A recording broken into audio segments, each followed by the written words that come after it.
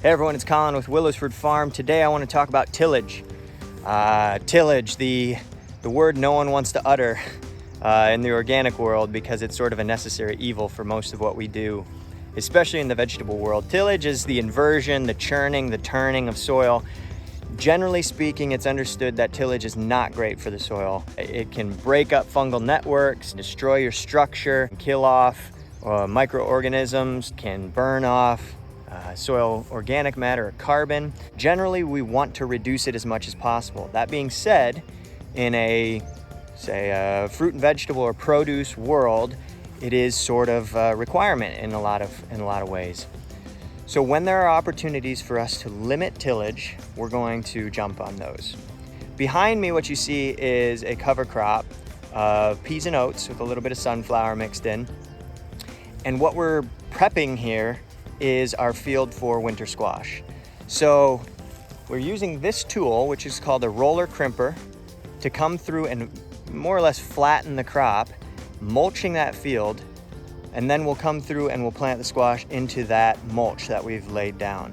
What this means is that we have to do very little work in order to prepare the soil to receive those squash transplants. We're able to cover the soil with a mulch, which traps moisture, feeds those microorganisms in the soil, and allows us to suppress weeds as well. This doesn't necessarily work for everything because some things just need a finer seed bed in order to grow well. Things like carrots or beets, things that are small seeds, need direct seeding. It's harder to do in a system like this, but for hardier transplants, especially ones that vine out, like cucurbits, this system can work pretty well. So I want to show you how this tool works, or show you it in action, and then we'll give you a little bit of a look at what the end result is.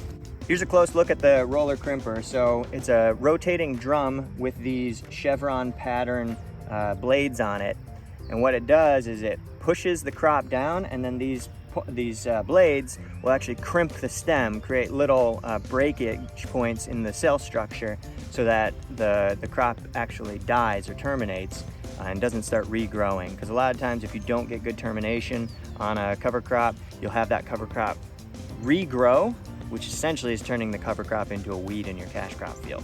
So we want to get good termination using this tool, flatten that crop, kill off all those individual plants, and that way we have a really nice mulch as opposed to a living cover crop.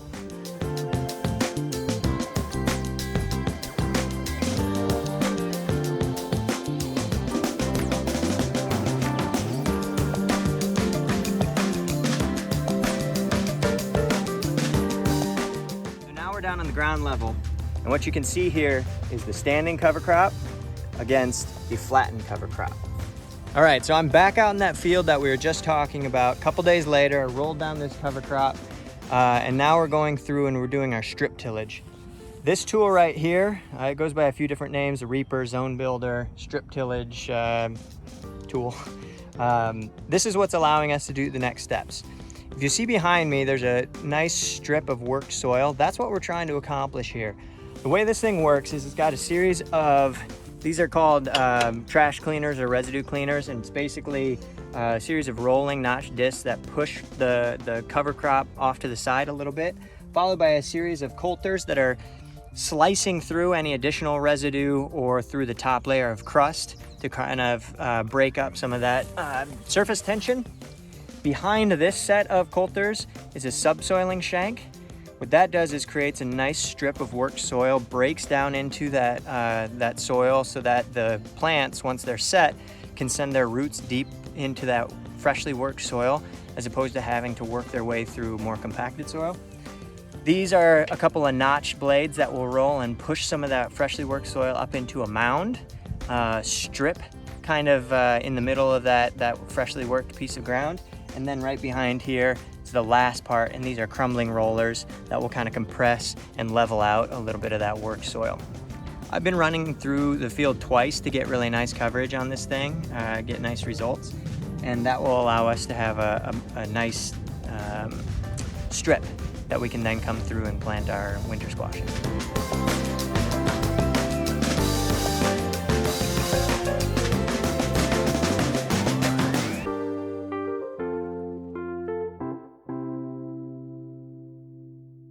So after we give this a run through the field, I've been running through it twice, and I don't know if you can see this, but there's a mouse.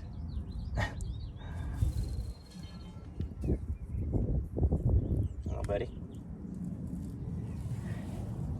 That'll be for the blooper reels.